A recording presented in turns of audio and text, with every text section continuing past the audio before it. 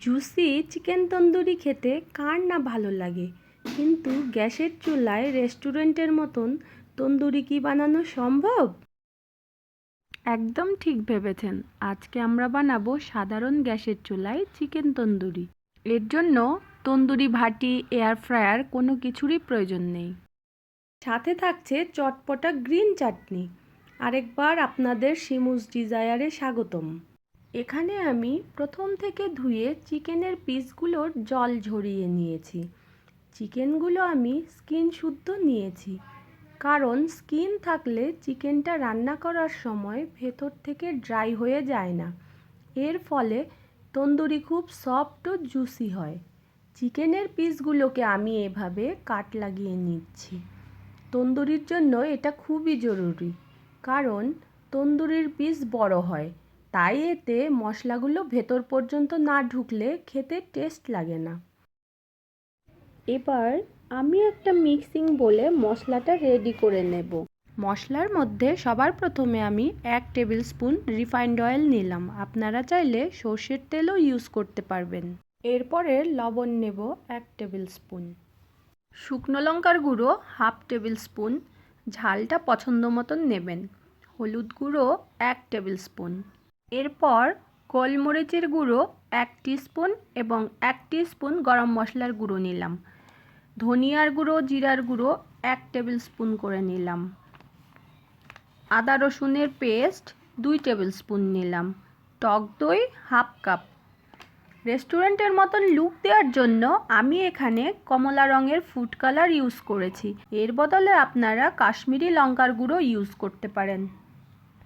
এরপর আমি একটা মাঝারি সাইজের পাতিলেবুর রস নিলাম। সবগুলো মশলাকে একটা স্পুনের সাহায্যে ভালো করে মিশিয়ে নিলাম। মশলাগুলো ভালো করে মিশে গেছে। এবার আমি চিকেনগুলোকে মশলার ওপরে রেখে ভালো করে মশলা মাখিয়ে নেব।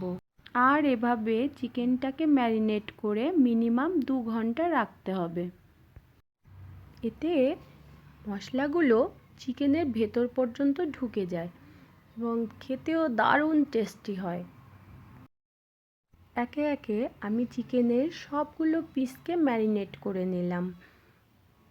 ম্যারিনেট হয়ে যাওয়ার পরে আমি চিকেনের বোলটাকে ভালো করে একটা প্লাস্টিক র্যাপার দিয়ে র্যাপ করে নিলাম, যাতে বাইরের থেকে কোনো হাওয়া বাতাস ভেতরে ঢুকতে না পারে। এতে করে চিকেনের ময়েশ্চারটা মেনটেন হবে, এর ফলে চিকেনটা ড্রাই হবে না। তন্দুরিটা জুসি হওয়ার জন্য এটা খুবই জরুরি। ফিরে আসলাম 2 ঘন্টা পর। এবার আমি একটা প্যানে বাটার দিলাম। বাটারটাকে পুরো প্যানে ছড়িয়ে দিতে হবে। চিকেনের পিসগুলোকে একে একে প্যানের উপরে রেখে দিলাম। চিকেনের পিসগুলোকে একটু গ্যাপে গ্যাপে রাখতে হবে ভালো করে কুক হওয়ার জন্য। একটার উপরে একটা দেওয়া যাবে না। ঢাকা দিয়ে মিডিয়াম আঁচে চিকেনের একটা সাইড কুক করতে হবে। চলুন এই ফাঁকে আমরা গ্রিন চাটনি বানিয়ে ফেলি। গ্রিন চাটনি বানানোর জন্য আমি একটা মিক্সিং জারে কিছু ধনেপাতা নিলাম, তার মধ্যে কিছু পুদিনা পাতা নিলাম, তার মধ্যে আদার টুকরো, 2 কোয়া রসুন, একটা কাঁচা লঙ্কা নিলাম।